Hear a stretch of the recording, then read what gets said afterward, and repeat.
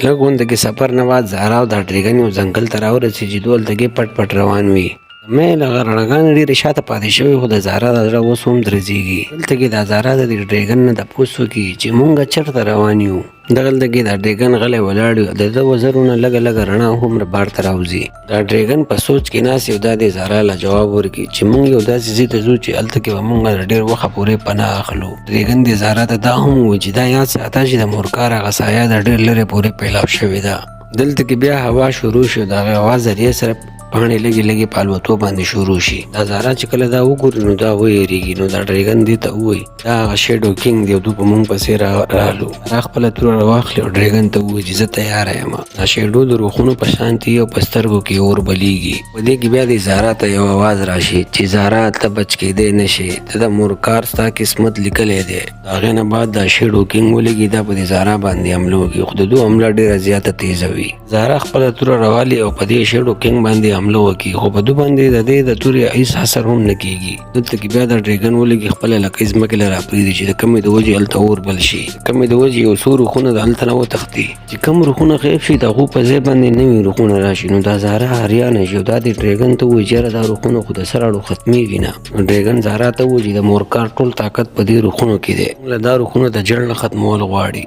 دې جګړې نه بعد زهرا او ډریګن هغې ګمشده مندر کتو له روان شي. په لارې کې د دوی بیا جګړه وشي چې هغه نیم روحونه او نیم انسان وي. د دې نه بعد دا زهرا او ډریګن یو خرابه ماته لایبرري چې هلته ورسي. هلته کې دې ته یو قدیم نقش میلاو شي. په هغې قدیم نقش کې دا لیکلی وي چې هغه دروازه به د یو شاهي وینې په ذریعه کولاویږي. د کمې نه بعد دا ډریګن زهرا ته ووایي دا مورکار ځکه ستا مړ کولو پسې لګېدل چې ستا د وینې په ذریعه باندې به هغه دروازه چالو کېږي. د دې نه بعد زهرا او ډریګن ته هغه دروازه میلاو شي چې کوم په غرونو کې د ګټو شاته پټه وي. هغه دروازې باندې عجیبه غونته کې نقش جوړ وي. د دې نه بعد زهرا ولګي خپل لاس کټ کې د هغه وینه راوباسي او د دې دروازې ته یې تېر وکړي.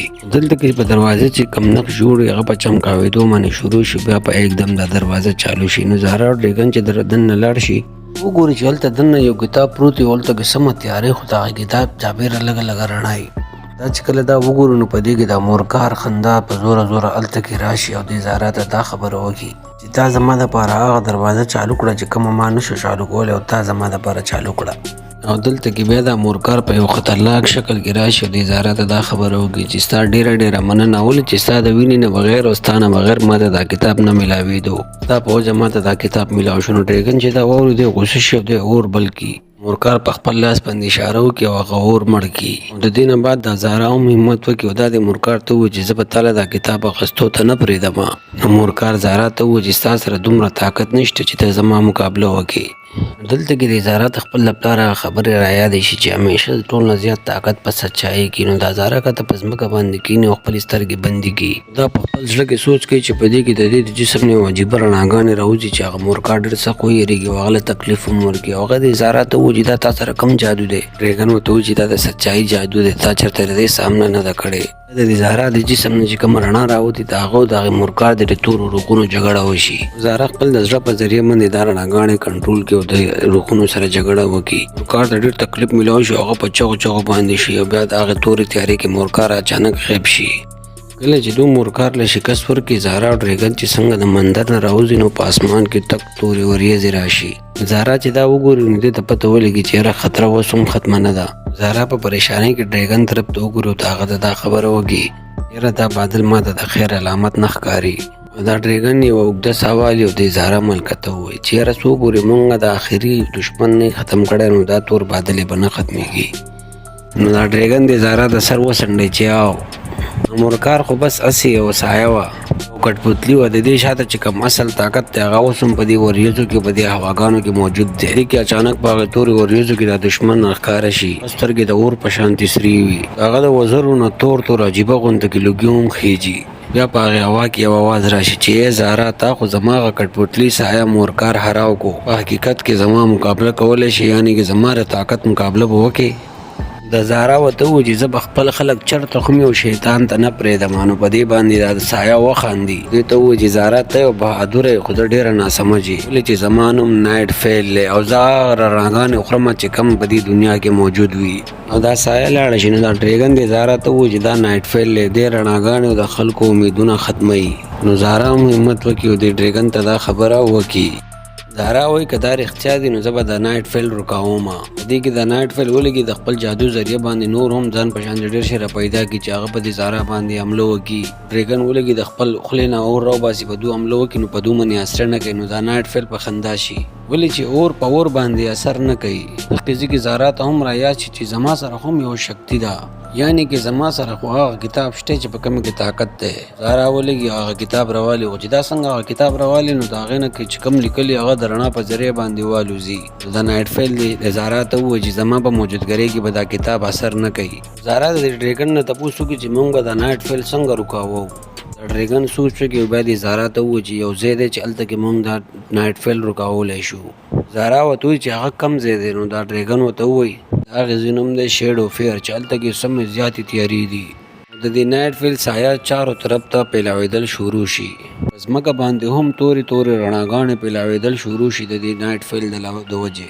د دې نه پهله چې دا تیارې په پوره الډوره کې پیلاو شي او هغه تباه کړي، زهرا ولګي ځان سره هغه جادویي کتاب راوالي او د ډریګن پاسه وخیږي او ډریګن والوځي ډېر زیات په هواګانو کې تیز لاړ شي. دې د یو دروازې مخې ته راشي چې په هغې باندې څه لیکلي وي او په هغې دروازې باندې په رڼا الفاظو یې دا لیدلي چې دې دروازې دننه هغه سړی راتلی شي کم د خپل د زړه په سچای باندې یقین ساتلی شي او د هغې مقابله کولی شي.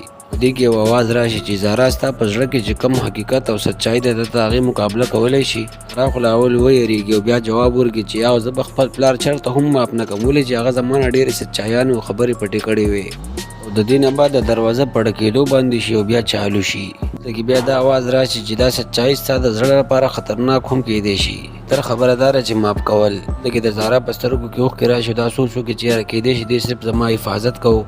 کله چې ډریګن او زهرا د دروازې دننه ورسي نو دوی ته هلته کې دا پته ولګي چې دا ټوله دنیا خو د تورو رخونو نه بدې سایانو نه دا دنیا ډکه ده. دا ډریګن دې زهرا ته ووایي چې دا شیډ او ریل دی. دلته کې موږ د نایټ فیل طاقت ماتولی شو. په دوران کې د نایټ فیل اواز راشي چې تاسو خو زما کور ته راغلي، دلته به اوس تاسو زما نه څنګه بچ کېږئ. په دې کې زهرا هغه کتاب راوالي او د کتاب هغه ټکي په رڼا کېدو شروع شي. هغه ټکو نه هغه رڼا ډېره زره ختمه شي او دې کې نایټ فیل په خندا شي او هغه ورته ووایي چې دلته کې روشنیانې نه پاتې کېږي، ما د طاقت سره هغه روشنیانې ډېر زر ختم شي. دا ډریګن دې زهرا ته ووایي چې هغه طاقت دلته کې چېرته پټ دی چې د کومې د وجې موږ د نایټ فیل هراولی شو. د دې نه بعد به دلته یو زړه ګوفه وي چې دا ډریګن او زهرا هلته کې راورسي. د هغې ګوفه بارې دا لیکلي وي چې دا ګوفه د هغې خلکو دپاره چالو کېږي چې د چا نیت بالکل صفا وي. زهرا په خپل زړه کې سوچ وکړي چې زما نیت خو صفا دی، زما نیت صرف زما د ریاست د خلکو بچ کولو دی. په دغه کې موږ ګورو چې هغه ګوفه چالو شو، د هغې نه رڼاګانې راوتل شروع شي. دوی چې دننه وګوري دننه یو جادویي دیه غونته کې پرته وي. دا زهرا هغه دیه راوالي د کتاب په منځ کې پرېږدي. نایټ فیل چې دا وګوري نو دی په چغو شي چې نه دا خو زما د تباهي ذریعه ده، دې په وجه به زه تباه شم. کې دوران کې په دې کتاب نه یو عجیبه غونته کې رڼاګانې راوځي چې هغه د دې فیل هغه تورې سایانې ټولې مړې کړي او زرې زرې کړي. چې هغه رڼاګانې راوځي د نایټ فیل هغه روحونه ټول دغه کړي نو د دې بعد یو غټ لرې یو دغه چې په هغې باندې رڼاګانې راشي. دا تورې تیارې د همیشه دپاره نه وي بلکې دا ختمې شي. د هغې تورو تیارو نه بعد رڼاګانې هم راځي. د دې کهانۍ پیله حصه مونږ اپلوډ کړې وه، دا دویمه حصه ده. د درېیمه حصې د راتلو پورې زمونږ دا چینل ټول سبسکرایب کړئ، مونږ دا ویډیو لایک کړئ، کمنټس پې وکړئ او مونږ ته ووایئ چې ستاسو دپاره مونږ څنګه ویډیوګانې نورې جوړې کړو. کهانیانې ستاسو خوښې وي، یعنې کې ډراونیانې مزاحي یا څنګه کهانیانې ستاسو خوښې وي. مونږ د دې ویډیو جوړولو لپاره ډېر زیات محنت کوو. نو ستاسو نه هم دا درخواست دی چې زمونږ دا چینل سبسکرایب کړئ، لایک کړئ او کمنټس پې کوئ. چې ستاسو د سبسکرایب، د لایک او د کمنټ په وجې به موږ ته همت میلاویږي او موږ به ستاسو دپاره نورې هم مزیدارې ویډیوګانې جوړو. راتلونکي ویډیو پورې ټول خپل خیال ساتئ او ډېرې دعاګانې کوئ.